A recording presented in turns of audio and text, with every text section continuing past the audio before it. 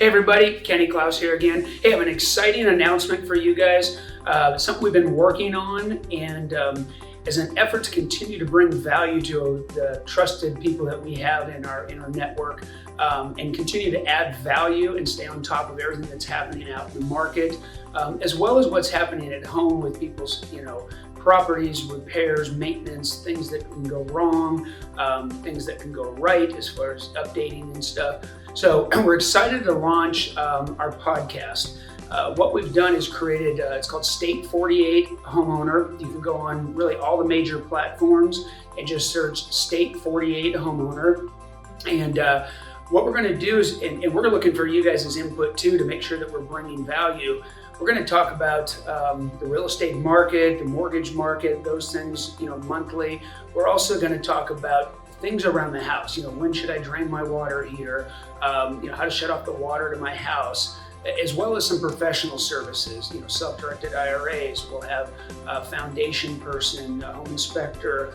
The goal is to bring those little tidbits to you about the house to help, maintain the house, ultimately helping the value of the house for the future, and what to look for. Having the roof, looked at, safety equipment, pool, all the different things that go on in owning a home that, over the last 22 years, we've dealt with a ton of this stuff.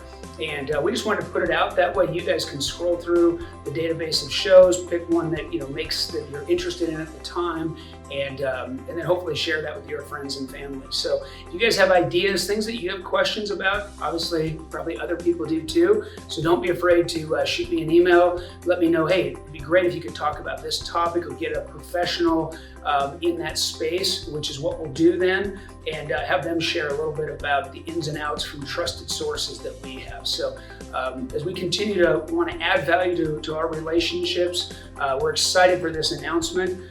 As always, we know the market is all changing all the time, and we also know that media a lot of times is could be 60, 90 days or further behind what's actually happening in the market.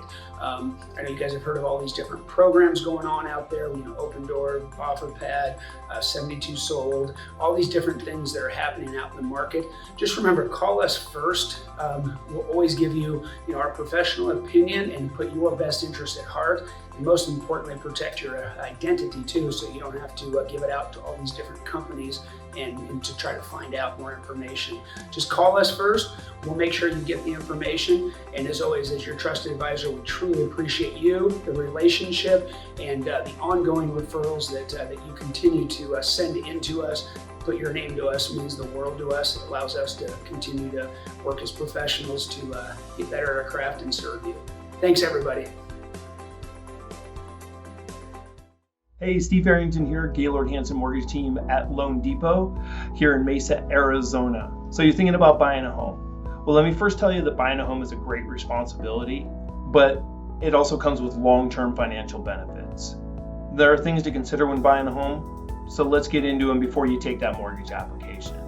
First and foremost, how much does the average home cost? What's a monthly payment look like?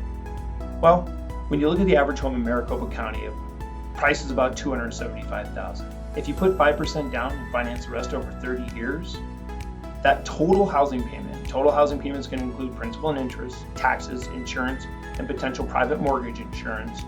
That total payment is going to look to $1,650. And that's just an average. Again, a $250,000 home might be about $1,500. So if that gives you a pretty good idea what that monthly payment looks like, I hope that helps. Now take that in relation to what your current rent is, and maybe buying is an option for you. Well, to qualify you, what income do we need? What we're going to take a look at is what your annual income is, divided by 12, and look for a monthly average. And that's really what we're going to use to qualify you, is that monthly average income that you make. So if you make $60,000 a year, divided by 12, it's $5,000 a month. Well, how much of that do I need to qualify? Typically, for most programs, you're going to want to stay within a safe range of 40 to 45% of your gross monthly income for total debt payment. That's going to include your new mortgage payment. So on that same $5,000, you're probably looking at a maximum of about $2,300 to $2,400 a month total debt, including the $1,650 we talked about. So again, how much are you willing to spend when you buy a home? Well, that's a question that most people need to answer for themselves. Look at what your current situation is, either personally or as a family, and talk to a mortgage professional. Let us know what you're comfortable making as a monthly payment. We can typically tailor what that home price is going to look like or how much you may have to put down to qualify. And that's going to segue right into the next questions. Cost. What are they? Typical cost when buying a home is going to be two of the main things are down payment and closing cost. How much down payment do I need, Steve? I've heard I need to put 20% down. Not the case. Most first-time home buyers put on an average nationally of about 6%. Most programs only require a minimum of 3 to 5% down payment when buying a home. That's right, 3 to 5%, not 20%. 20% is to avoid private mortgage insurance, but let's not confuse the issue. 3 to 5% is the minimum typical requirement for almost all programs when buying a home. So besides down payment, what are my other closing costs? Well, the other costs involved with buying a home are going to be third-party costs, lender fees, title costs, homeowners insurance, property taxes, days of interest, appraisal, all of those added up. For me, historically, I've always told people think about another 2% of the purchase price as average closing cost in addition to the down payment that you have. So it'll give you a pretty good idea when you're looking at a $200,000 home that if you have a 5% down payment, $10,000, another 2% for closing cost of about $4,000, that you may need about $14,000 to buy a $200,000 home. Just using those numbers for simple math. Again, we can always give you an idea of what those costs and down payment requirements are going to be depending on your program. Now, just be aware, there are programs out there that require less than 3 to 5% down payment. For those of you that are current or active military or veterans of the military or even a surviving spouse, you can get 100% financing through the VA with no down payment required.